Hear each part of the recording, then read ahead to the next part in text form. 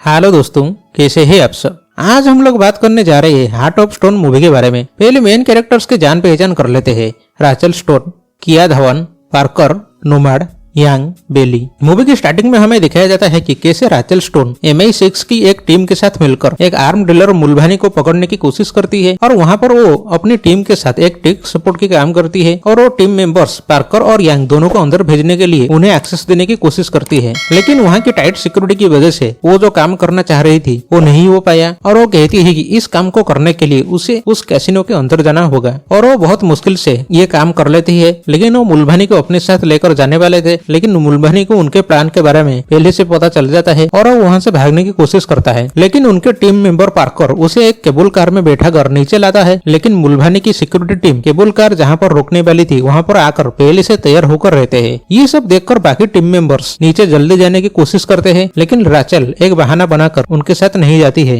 Actually Rachel एक charter agent है जो छुपकर MI6 की टीम के साथ मिलकर काम कर रही थी। एक्चुअली चार्टर एक ऐसी एजेंसी है जो पूरे वर्ल्ड में शांति बनाए रखने की काम करती है। राचेल अपनी टीम मतलब चार्टर मेंबर से कांटेक्ट करती है और बहुत जल्दी नीचे पहुंचकर मुलभानी की सिक्योरिटी टीम को मार देती है और छुप जाती है। लेकिन मुलभानी को केबल कार में लाते टाइम वो साइनाइड खाकर सुसाइड कर देता है और MI6 की टीम वहां से चली जाती है। उसके बाद राचेल चार्टर के हेडक्वार्टर में जाती है जहां पर उसे पता चलता है कि जब वो कैसीनो के अंदर थी तब उसने किया को देखा था, लेकिन उस टाइम पर उसे पता नहीं था कि वो कौन है। लेकिन उसी टाइम पर किसी ने उनका कम्युनिकेशन सिस्टम हैक किया था और बाद में चार्टर एजेंसी पता लगाती है कि ये सब किया ने किया था। उसके बाद किया लिस्बन में है, इसलिए उसे पकड़ने के लिए MI6 की तरफ से उनकी टीम को लिस्बन भेजा जाता है। लेकिन लिस्बन पहुंचने के बाद वहां पर कुछ लोग आकर उनके ऊपर अटैक करते हैं और इस अटैक में MI6 के बाकी 3 एजेंट मरने वाले थे और वो राचेल को वहां से भागने के लिए कहते हैं, क्योंकि वो सोचते हैं कि राचेल एक सपोर्ट की काम करती है और वो कोई फील्ड एजेंट नहीं है। और चार्टर की तरफ से भी राचेल को वहां से भागने के लिए कहा जाता है, क्योंकि अगर वो वहां पर लड़ाई करती है तो सबको उसके बारे में पता चल जाएगा। लेकिन राचेल चार्टर एजेंसी की बात नहीं सुनती और वो उन सब लोगों को मारकर MI6 की पूरी टीम को बचा लेती है और बाद में उन्हें अपने बारे में सच्चाई बताती है कि वो एक चार्टर एजेंट है। ये सब जानने के बाद पार्कर यांग और बेली दोनों को मार देता है, क्योंकि वो बदला लेना चाहता था और हार्ट नाम की जो AI सिस्टम है उसे चुराना भी चाहता था, जो कहां पर है सिर्फ एक चार्टर एजेंट को ही पता होगा। हार्ट एक बहुत पावरफुल AI प्रोग्राम है जो किसी भी चीज को हैक कर सकती है। पार्कर जानता था कि उनके टीम में एक चार्टर एजेंट है, लेकिन वो कौन है उसे पता नहीं था। उसके बाद पार्कर कहता है कि एक मिशन में उसे मरने के लिए छोड़ दिया गया था, लेकिन वो वहां से जिंदा बच गया और बदला लेने की कोशिश कर रहा है। और जिन लोगों ने उन्हें मरने के लिए छोड़ दिया था वो सब अभी चार्टर एजेंसी में काम कर रहे हैं। इसलिए वो कहता है कि अब वो अभी चार्टर की सभी मेंबर्स को मारना चाहता है और इसलिए वो अब किया के साथ मिलकर काम कर रहा है। उसके बाद वो राचेल को एक स्लो पॉइजन देकर उसके हाथ में एक इलेक्ट्रॉनिक डिवाइस लगा देता है और चार्टर की तरफ से जब राचेल को उनके हेडक्वार्टर में लाया जाता है उसी टाइम पर किया उस डिवाइस की मदद से हार्ट को हैक करने की कोशिश करती है। लेकिन राचेल को होश आते ही वो उस डिवाइस को निकलकर तोड़ देती है, जिससे हार्ट को किया एक्सेस नहीं कर पाती। लेकिन हार्ट को जो लॉकर प्रोटेक्ट करता है वो 85,000 फीट की ऊंचाई पर वेस्ट अफ्रीका में है। लेकिन किया उसे हैक करके नीचे लाने की कोशिश करती है। पार्कर और किया दोनों मिलकर हार्ट को लाने की कोशिश करते हैं। वहां पर राचेल पहुंचकर उन्हें रोकने की कोशिश करती है, लेकिन पार्कर हार्ट को लेकर चला जाता है। राचेल और किया दोनों अफ्रीका के डेजर्ट में रह जाते हैं, लेकिन किया कहती है कि हार्ट को सिर्फ उसके बायोमेट्रिक डाटा से अनलॉक किया जा सकता है। उसके बाद पार्कर अपने लोग भेजकर किया को वापस ले आता है और राचेल को मारने की कोशिश करता है। लेकिन राचेल वहां से बचकर आइसलैंड चली जाती है जहां पर किया जा रही थी। उसके बाद पार्कर हार्ट को यूज करके उसे जिन जिन लोगों से बदला लेना था उन सबको मारने लगता है। पार्कर देखता है कि नोमैड के साथ साथ और भी कुछ चार्टर एजेंट एक बंकर में है और वो उनका ऑक्सीजन सप्लाई बंद करके उन्हें मारने की कोशिश करता है। ये सब देखकर किया को अच्छा नहीं लगता, इसलिए किया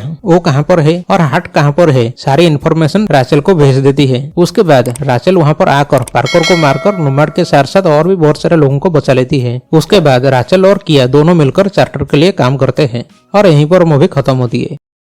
ये मूवी 11 अगस्त 2023 को नेटफ्लिक्स पर रिलीज किया गया और ये मूवी 2 घंटे की है। लेकिन मूवी देखने के बाद ऐसा लगा कि मूवी की मेन स्टोरी 1 घंटे के बाद स्टार्ट होती है और मूवी देखकर खास मजा नहीं आया। ऐसा लगा कि मूवी एकदम स्लो चल रहा है। मूवी का पहला 1 घंटा देखकर लगा कि ये मूवी किसी भी एंगल से एक्शन स्पाई मूवी नहीं लग रही है। मूवी की स्टोरी कहीं पर बहुत स्लो चल रही है और कहीं पर बहुत फास्ट। मूवी की स्टोरी लाइन भी बहुत सिंपल और प्रेडिक्टेबल था और बिल्कुल भी कॉम्प्लेक्स नहीं था। राचेल स्टोन मतलब गाल गाडोट की कैरेक्टर बहुत अच्छी थी और एक्टिंग भी बहुत अच्छी थी। लेकिन आलिया भट्ट की कैरेक्टर किया धवन को देखकर ऐसा लगा कि इसे बस ऐसे ही मूवी में ले लिया गया है और किसी भी एंगल से नहीं लगता था कि कंप्यूटर चलाना भी आता होगा। मतलब किया धवन के कैरेक्टर की लुक को ठीक से डिजाइन नहीं किया गया है। और मूवी में ऐसा भी बहुत पार्ट है जहाँ पर मुझे डायरेक्शन इतना भी अच्छा नहीं लगा, डायरेक्शन की थोड़ी कमी महसूस हुई। मेरे हिसाब से मूवी में ज्यादा कुछ नहीं था, फिर भी मूवी 2 घंटे का है। मूवी का ड्यूरेशन इतना भी लंबा नहीं होना चाहिए था। अगर मूवी 1.5 घंटे का होता तो मेरे हिसाब से ठीक होता। और मूवी में ज्यादा एक्शन सीन भी नहीं है, जितना भी एक्शन सीन है वो नॉर्मल है। मेरे हिसाब से मूवी इतना ज्यादा भी अच्छा नहीं है, लेकिन देखने लायक है,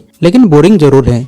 आगे आपकी मर्जी, अगर आप देखना चाहे तो देख सकते हैं। तो आज के लिए बस इतना ही। अगर वीडियो पसंद आई तो लाइक करना, चैनल को जरूर सब्सक्राइब करना। मिलते हैं नेक्स्ट वीडियो में।